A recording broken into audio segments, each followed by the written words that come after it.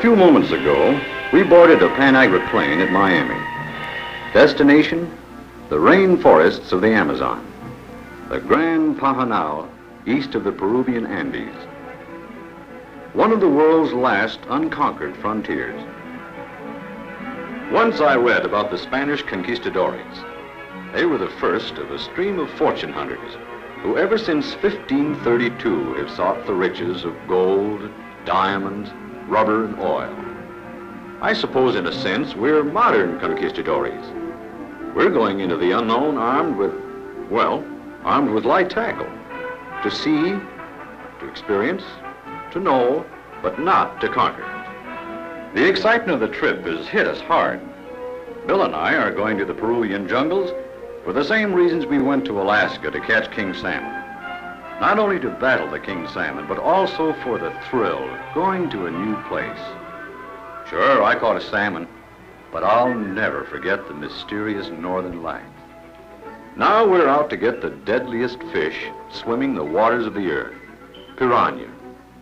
The question, will these man-eaters of the Amazon yield to the lure of modern tackle?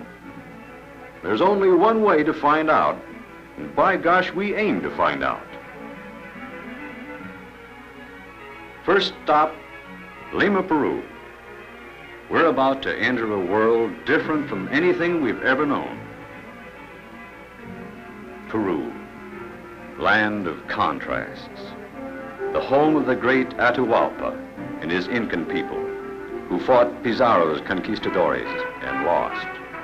Peru, land of the towering Andes, cradle of the 4,000-mile Amazon, home of the weird, flat-headed Indians and of the naked Campas. The crude airport and the dusty runway remind us that this is the last outpost of civilization. Next point of destination, the jungle.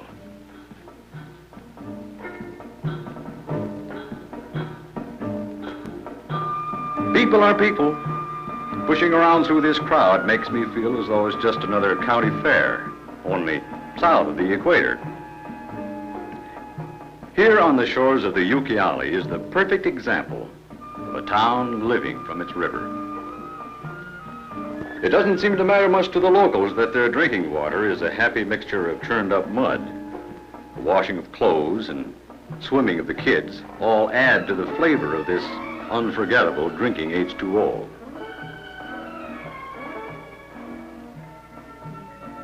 Visiting firemen, that's what we are. Or at least the young fry make us feel that way. I wonder what kind of an escort Pizarro had. History sure is a funny thing. Every page of it, written just because some man wanted to go somewhere or do something.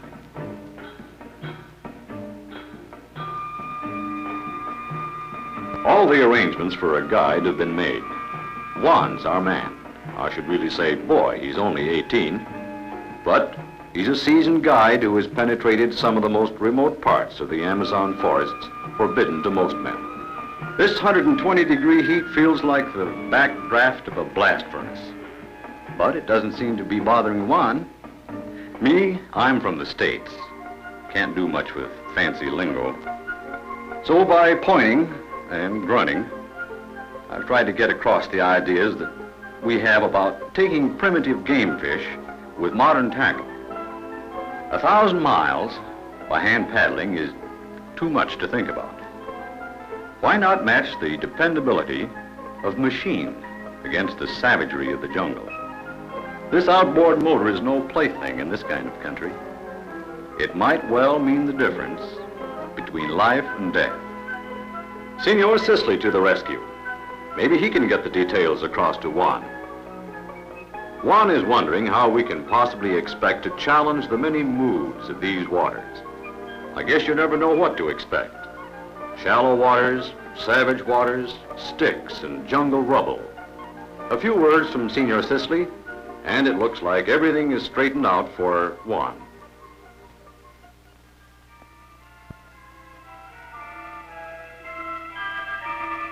Up at dawn to make the final changes on our dugout canoe. Oh, we're going to do it the hard way. Talk about contrasts A modern outboard motor on a type boat probably as ancient as man's early history. And the pilot? Juan, of course.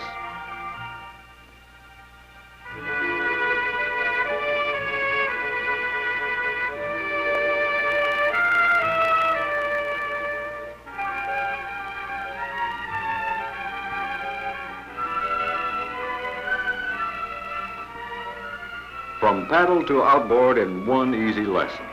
And Juan is trying not to show the strain. Finally, we're on our way. I'm looking pretty hard at the Pucallpa skyline. Who knows when we'll see it again.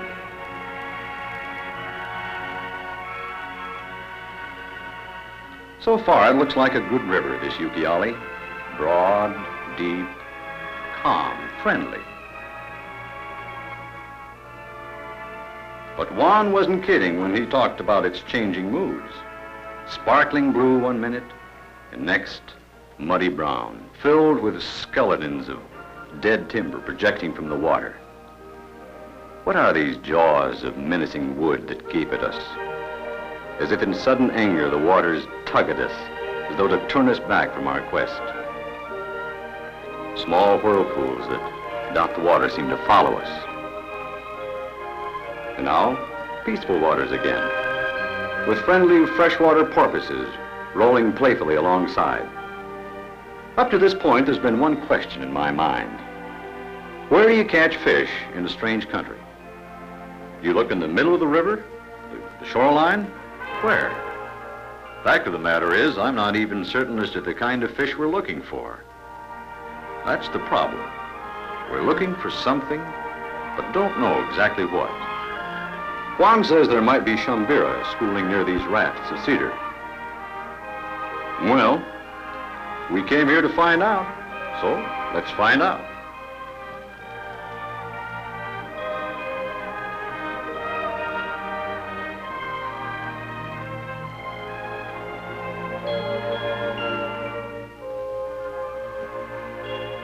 There's something vaguely familiar about the way this character is acting.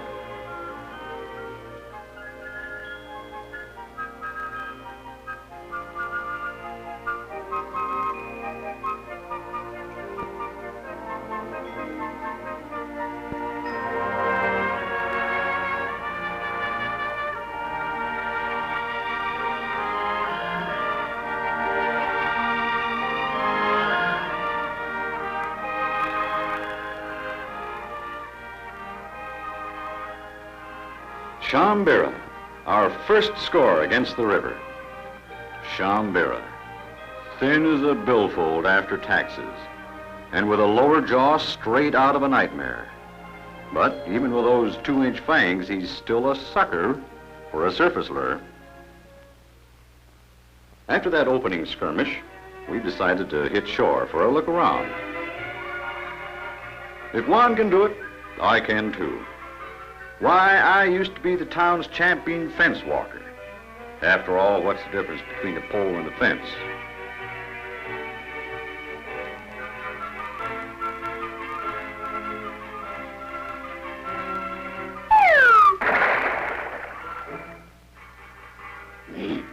Must be the heat.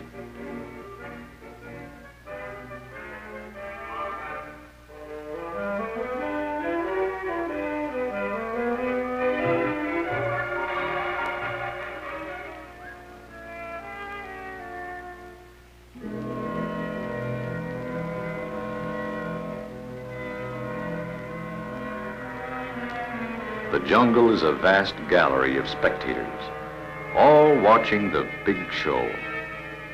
As we go deeper into the interior, I have a feeling we're the main attraction. We know that the really primitive Indian tribes live just 5 or 6 miles inland. We're sticking close to the river. It's the closest thing to civilization in this territory. Juan has been muttering something all day long about headhunters. The long-haired Campas, headhunters of South America. Now I know why Juan has been so uneasy. It's of life and death importance. We remember this jungle is deadly.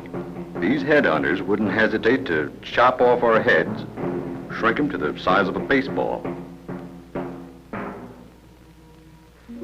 The heat has hit about 120 degrees, and the insects are making life miserable. Poisonous boroshudas, devils that sting through your clothes. We've entered the home of the 10-foot cannibal tigerfish. Freshwater sharks, 3,000 miles from the salty ocean. Ants whose single bite will cause blindness. We've stepped into the middle of hell.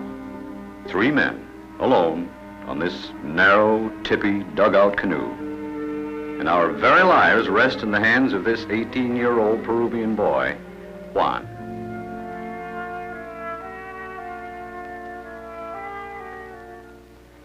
We're approaching a village of Chamis Indians, a matriarchy which Juan claims is friendly. I sure hope he's right. These gals rule the roost around here, Amazons in every sense of the word. Often after a big battle, it's these innocent-looking women who mutilate the fallen. Most of the killing that's done is because these women keep nagging at their husbands to get more slaves. These gals have a system all their own. If the husband gets too frisky, a taste of floripondo plant juice turns him into a kind of walking zombie with neither will nor wit. Nice kids. I know one thing sure, we don't aim to put any strain on their hospitality. There's only one thing we want, information about fish. Her face seems friendly enough, but I wonder what she's thinking. Actually, our one real aim is to find the piraña. Our general destination is an obscure inland lake called Y Maria, but our friend keeps saying something about the paiche. According to this native, fishing for paiche is a complicated affair. First, the men form a cage with poles. Beat the water vigorously to drive the fish. Have the spear ready to throw. When you spot it, heave. And finish it off with a knife. These paiche often are 9 feet long, weigh up to 400 pounds. The meat resembles veal, with little or any fish flavor. Funny thing about this fish is that it has the tail of our bowfin. Like a cow, it has more than one stomach. Its head and behavior is similar to a muskie, but it has no teeth. There's a combination for you.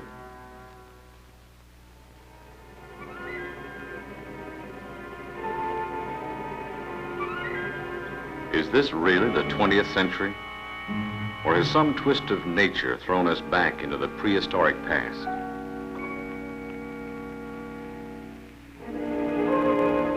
The sight of this patron's home is a welcome relief after the miles of bewildering jungle behind us. If our mosquito nets aren't up by sundown, we'll be eaten alive by the clouds of insects looking for warm flesh.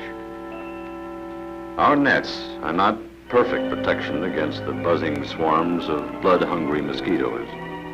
This first night, I can think only of the deadly night-hunting snakes, big around as a man's thigh, which stalks and strikes without stopping until the victim is dead. Pleasant thoughts for dreaming. We've reached the junction point of the Rio Bambo, Tamaya, and Ucayali. This morning, we're trying deep-running lures. Bill's in business already.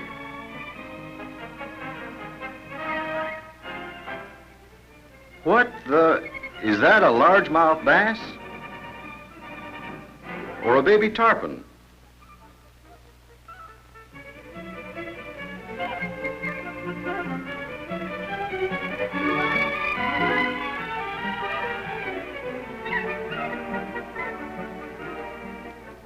Corbina. I was right. It does look like a largemouth bass. And tail walks across the water like a good old Florida tarpon.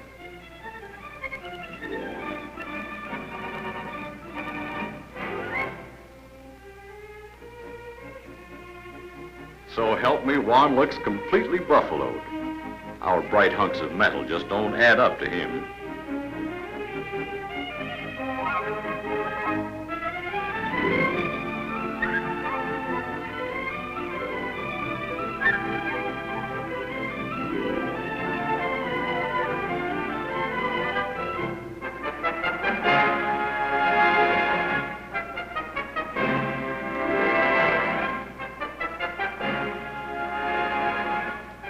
That crazy fool fish surfaces, pauses, and then does a toe dance.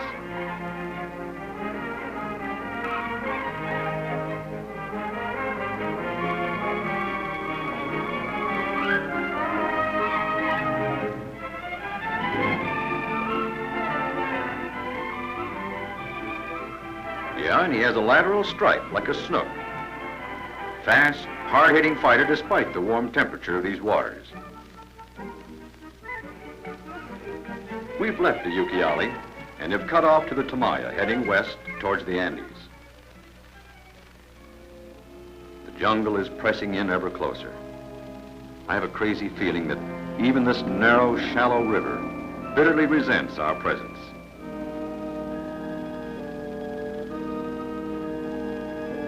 With the lyric poetry of the Latin, Peruvians have named this worst jungle region in the entire Amazon basin La Selva, the forest. The water is a dirty brown and has a stagnant stench. The crocs look kind of hungry. A few more swipes like that and they'll flip this dugout.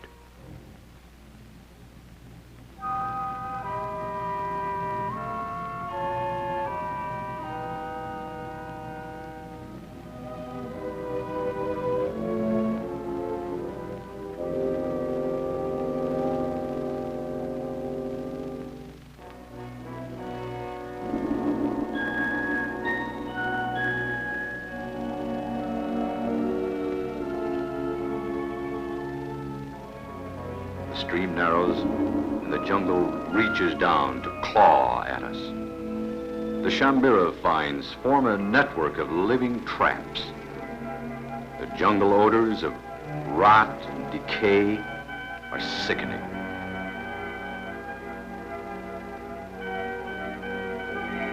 The eyes of the jungle are on us. The Indian tribes speak of prehistoric monsters still surviving and roaming these forests. Notes of the explorer, Colonel P.H. Fawcett, have been found describing an 80-foot reptile weighing 25 tons. Fawcett thought it might have been a diplodocus, a dinosaur, thought by scientists to have disappeared from the face of the earth millions of years ago. In 1925, Fawcett and his party went back into the bush and disappeared forever. No trace of them was ever found.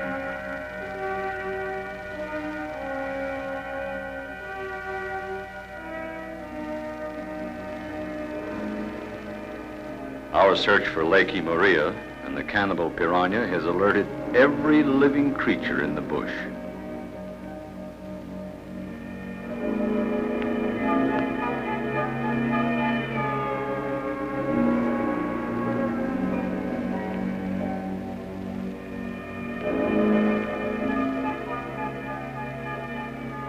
Somewhere up ahead, lost in the jungle, is Maria, called by the Indians Lake of Mystery.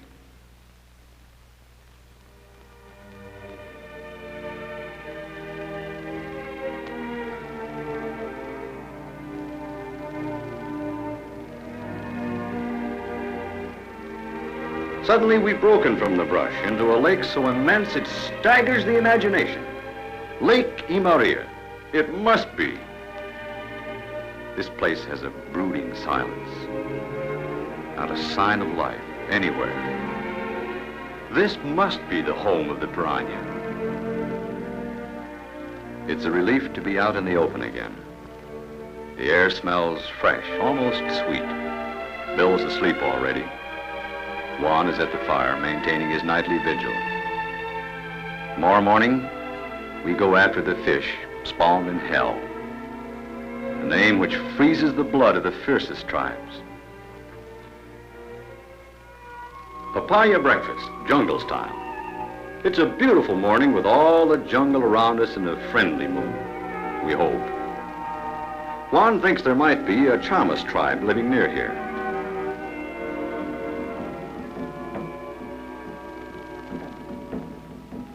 He was right. A village of Chamis out here in this vast nothingness. They dress in colorful bark cloth, similar to the South Sea island tapa. The the phrase, wear a silver piece in the nose. At least we have one thing in common. They're fishermen, and so are we. One thing I've learned, never leave the boat until after your guide has made certain everything is all right. Be generous with gifts. A machete to the chief, small mirrors and combs to the others. Savages are like children. Any show of weakness or desired harm might be fatal.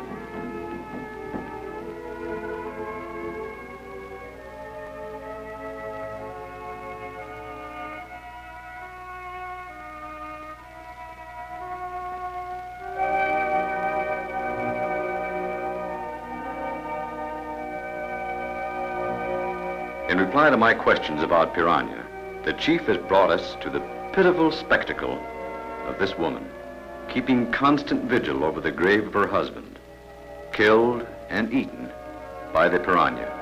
All that remained were a few shreds of cloth, and over these she grieves. There's now no doubt in our minds about the friendliness of these people. They're fishermen who want to lead peaceful lives. But only a few miles back in the brush are the head-hunting Chamis tribes, killers of the jungle. The women's more pleasant pastime consists of making beer. Their chewing and spitting probably contributes to the flavor. With this delicious beverage as a stimulant, raiding parties are planned, and young Chamis women provide perfect victims. Savage Chamis on one side and piranha on the other. Which is worse? The chief says 2 Americans on a scientific expedition were here 3 years ago. They witnessed the incredible savagery of the piranha. An animal, unlucky enough to fall in the water, drives the piranha mad with lust. The water becomes a boiling cauldron as thousands of these devils attack. And in a matter of seconds, all that remain are a few bones. The homicidal fury of their attack defies imagination. We've heard enough to realize the best thing to do with these devils is use wire leader and metal lures. Apparently, the piranha can chew blocks of wood into splinters.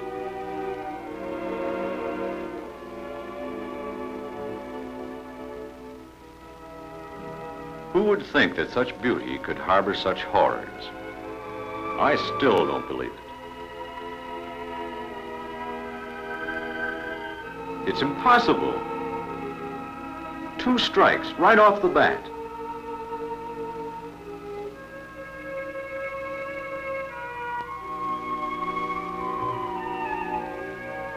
Devilfish?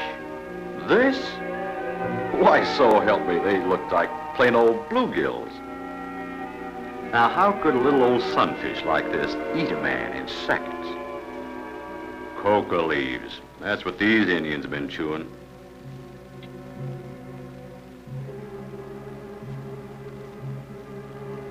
Well, it was a long trip getting here, so we might as well try for a few more. Devilfish. Huh. All the same, they sure kick up one heck of a rumpus. The way Bill is yanking and tugging, you'd think he had a muskie on the line. Funny thing is, there are no other fish around.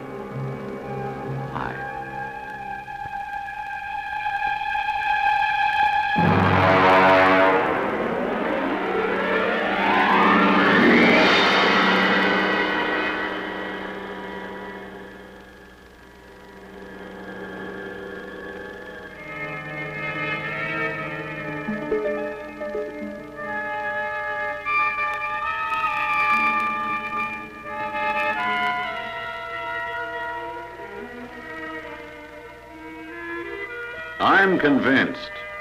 If one can do that, what can a school of 10,000 do? This is no myth. No wonder there are no other fish around here. These devils have killed and eaten everything else in the lake.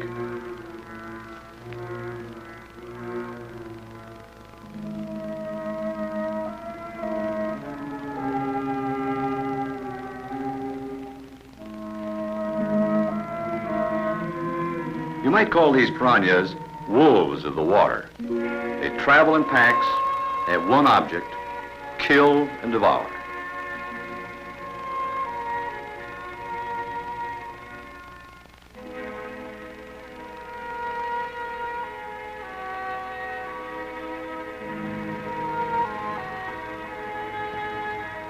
From now on, I intend treating these cookies with a heap of respect.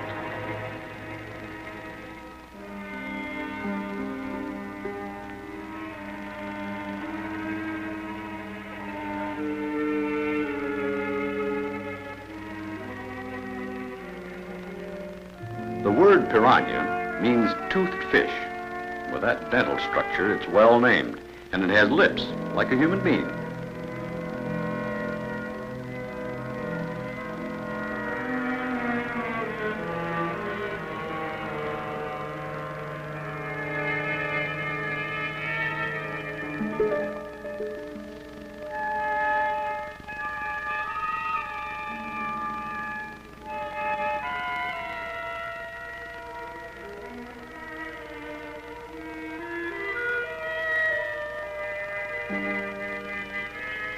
The scourge of the Amazon. A chunk of diabolical muscle.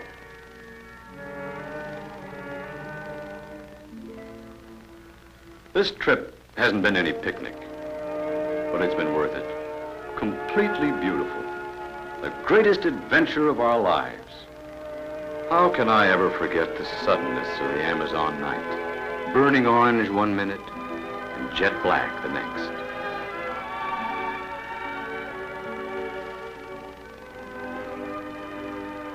The bloodthirsty swarms of humming mosquitoes and insects. The ghostly hiss of the anaconda. The 12-foot bushmaster, stalking death. These are sounds of the jungle night I'll never forget. I know we've seen things beyond our wildest expectations. But gnawing at the back of my mind is the thought, what haven't we seen? Only the mind of that 18-year-old boy, maintaining constant vigil at the fire, knows this jungle in all her moods. Only he knows both the beauty and terrors of these rain forests. Meanwhile, the endless activity of millions of years continues. The jaguar still screams in the night, and out in the bush, death lurks, waiting for her victims. The snake slithers over the floor of the jungle. The Aborigines eat their meat raw. Our coming has been but a mere ripple on the surface of the eternal jungle. We didn't come to conquer or destroy. I can only hope that what we've left is something that's worthwhile. But I know nothing has been changed. This is the Amazon, beyond the Andes.